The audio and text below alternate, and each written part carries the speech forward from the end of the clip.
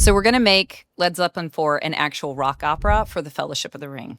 And I'm going to give you guys lyrics. I'm going to tell you how. And the thing that's important is that there are only 8 tracks across Led Zeppelin IV, so not every moment is going to be matched, but it's all going to stay in order because the order is important. I actually tried to do this for The Hobbit, but then I had to rearrange the songs, and I was like, no, Fellowship of the Ring, here we go. Also, mentioning the fact that obviously Robert Plant has already said that the lyrics are meant to be pokes and kind of razzing at Lord of the Rings fans, but I think they did a lot more than they intended to.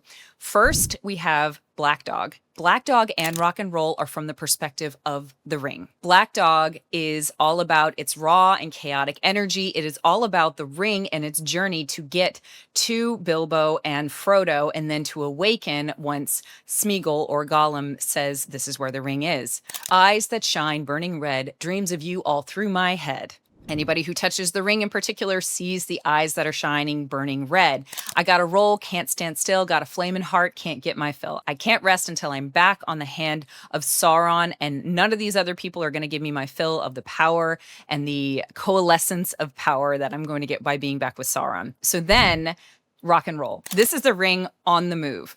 We see rock and roll lines like, been a long time since I rock and rolled, been a long, lonely, lonely, lonely, lonely, lonely time. Obviously, all the time that the ring spent when it was sleeping with Gollum, all the time that it spent even with Bilbo since he returned back from an unexpected journey. And it even says the line, carry me back, baby, where I came from.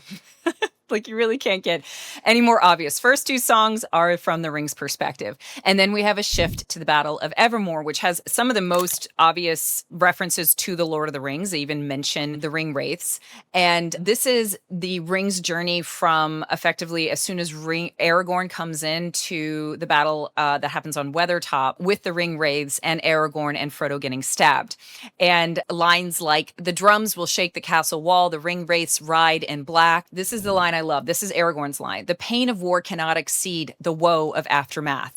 The experience that Aragorn has had since Isildur, his relative, chose not to destroy the ring. We see this in the experience, this line, the woe of aftermath, literally the entirety of Aragorn and not being able to actually take on and be the king of Gondor, or to completely say that he's not going to do any of that, is indicative of this. Final line in this song, I hear the horses thunder down in the valley below. I'm waiting on the angels of Avalon, waiting for the eastern glow. So the even star Arwen, they're waiting for her to come to be able to find everything so that she can actually take Frodo and save him. So they're working to try and get all the way to Rivendell. That is the Battle of Evermore. Stairway to Heaven is basically the elves and their inclusion in this, obviously, with the exception of Legolas. There's a lady who's sure all that glitters is gold, and she's buying a stairway to heaven. We can see this from Frodo's perspective of how he views the elves in particular. Lines like, there are 2 paths you can go, but in the long run, there's still time to change the road you're on.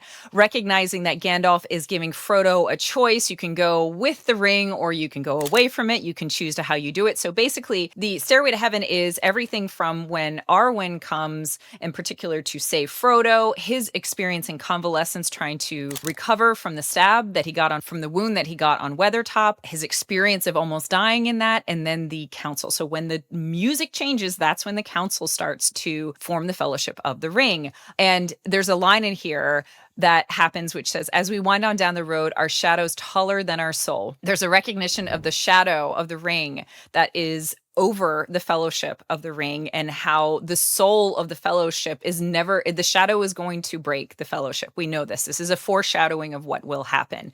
And the entirety of the song is that experience of Frodo almost dying all the way through to the formation of the Fellowship. And then we have the Misty Mountain Hop, which is relatively short period in which we see that it's them trying to get up over the mountains, over the Misty Mountains. And it says lines like, so I'm packing my bag for the Misty Mountains where the spirits go now. We know that when they get into the mountains, the Caradhras, the spirits of the mountain, are going to evict them. They're not going to allow them to come. And the why don't you take a good look at yourself and describe what you see as a recognition of, from our spirit's perspective, like we look at you when we see the ring and we're like, we're not going to let you cross the Misty Mountains. We're going to go and make you go to Moria, which is the Four Sticks. The Four Sticks is the experience in Moria. And it's the experience of Gandalf talking to everybody in Moria. Crying won't help you. Praying won't do you no good. Gotta try to find a way. Gotta try to get away. This is all this frantic, and the music itself mimics the franticness of Moria once the orcs and the Balrog come after the Fellowship. And then this is the really funny thing. So there are 5 wizards in all of Middle-earth. There is Radagast, who's the brown, Gandalf the gray, Saruman the white, and then 2 blue who aren't named. They're named in deep lore. And after this song, there are only 4 staffs or 4 sticks left because Gandalf dies. Obviously, Saruman is still Saruman the white until he gets destaffed by Gandalf later on. But that's in the Two Towers and not in this one. All right, so then we have the lament and the slowdown of the album in Going to California, which is the experience that the Fellowship has, the remaining Fellowship has in Lothlórien. Lines like, made up my mind to make a new start, going to California with an aching in my heart, because Gandalf has died, to find the queen without a king. Technically, Galadriel did have Celeborn, but she was a ring bearer. She bore the ring of water, and therefore she is the queen without a king.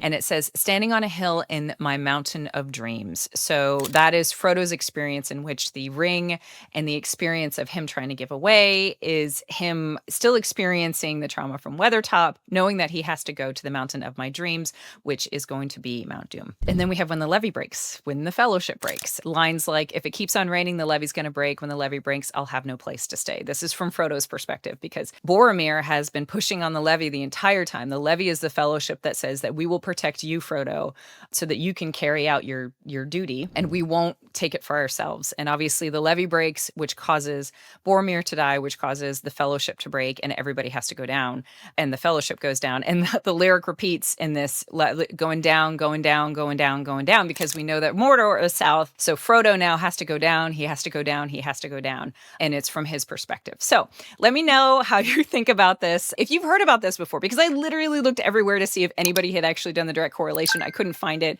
but it was really fun for me. And I hope you guys enjoyed it. Thanks, y'all.